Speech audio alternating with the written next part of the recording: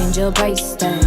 That's a hook break on the watch that. Yeah, I'm on work if you want. If you guys would like to see how I achieved this look, a lot of you guys have been asking me how did I do it.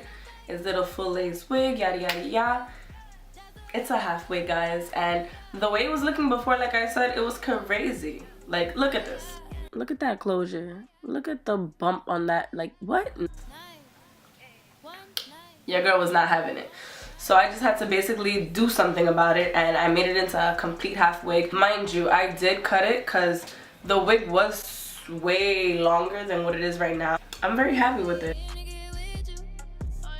So a little hair history, I did do a big chop, and this was my hair before I did that. My curls were very inconsistent. And since I was this low already, I decided why not just make a design. And now I wanted a one length, and I just slicked it down and went blonde.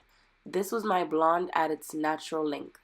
And I did the same once I dyed it red. This was it slicked down, and once again, this is it at its natural length. Being that I had red still in my hair, I cut it low. This was like really low, the lowest I've ever gone. And since it was still red in there, I went ahead and just cut it one more time and did a design. So this is where we're at right now. I got my wig from stopandshop.com. The total was $17.95, but after shipping it came up to $28. And since I do not have footage of when I first got this wig, I'm going to be using lovely Brianna's footages from YouTube. This is the Gabriela collection. And as you can see, when she first threw this wig on, it looks like there needs to be a lot done with it in order for it to look as natural as possible. But there really isn't much you can do with it. All you can do is just pluck the hairline, apply foundation on that hairline, and then just lay down your baby hairs. Being that it is fairly cheap, you obviously can't expect much from it, so it is worth what it is worth, if you know what I'm saying. The video was a total of 5 minutes, so I guarantee you it probably took her like 20 minutes to do all of this, and as is everyone else's video who does a review on this, she did make it look good, but I wasn't a fan of having the baby hairs in front of the closure. It just didn't look appealing to me, but to each its own. So what I did is that I cut the closure to make it a half wig. What I'm gonna do now is, since I've slept in it, I'm just gonna go ahead and wet it and detangle it. So let's get into it.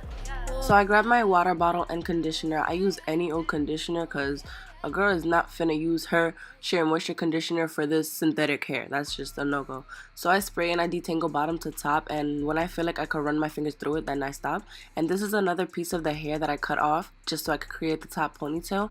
And this is going to be another section of the hair that I cut off the wig just so I could wrap it around the top ponytail so it could look natural. And I did add a rubber band towards the ending just so it could secure the hair so it wouldn't come out.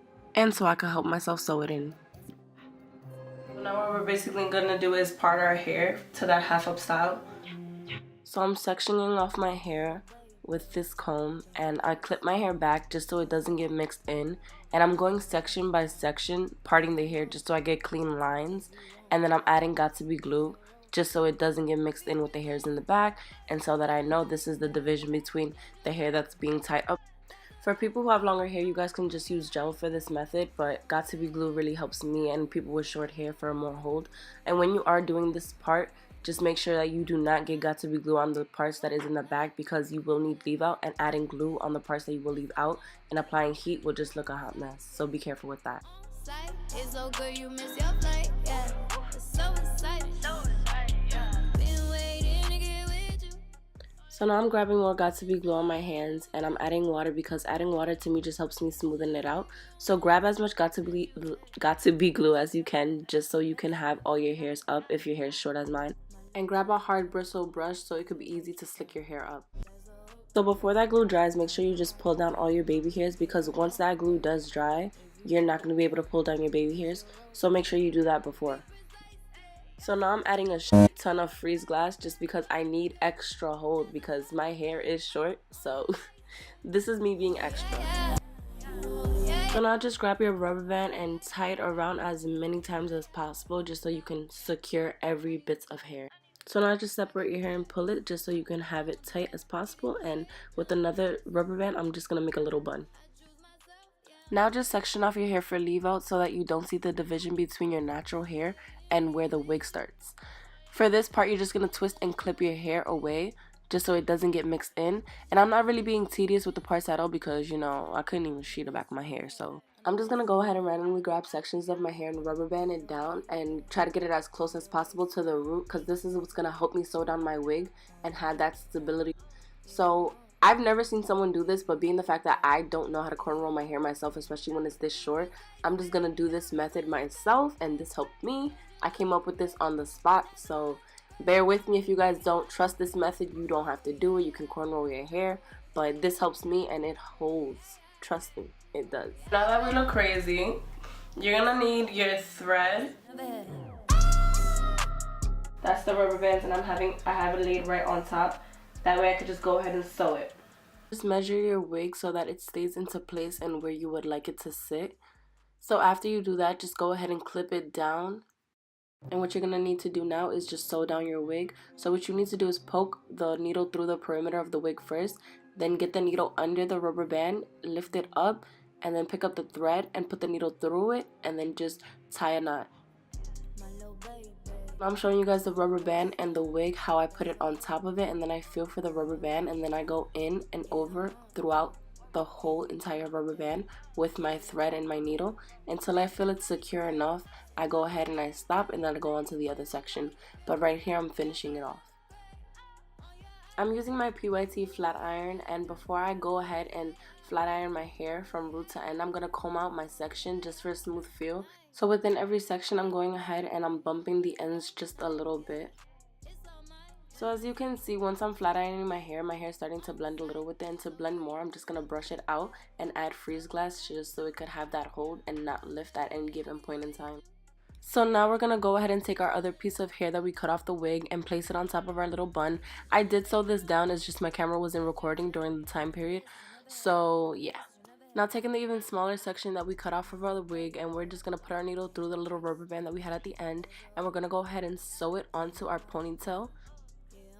So now that we did that, I'm just going to cut the extra thread out, and then I'm going to take those two strands and then just tie it into a knot and cut the extra excess off.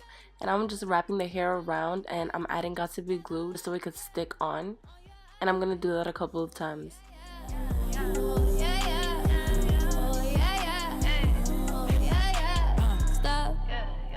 I'm always looking for wigs and different styles to basically grow out my hair, so make sure you guys watch out for that because I'm gonna be making a whole, oh shoot, I forgot to lay my baby hairs. Hold up, pause. This is the final look. I hope you guys like this video. This is not how everyone does their half wigs, but this is what worked for me, so I'm just showing you guys what I did. So I hope you guys liked it, and I hope you guys could take some tips out of this. I could tug on it and it's not gonna come off. Honestly, I love the way this idea came to mind because never did I think that I would be able to come up with this.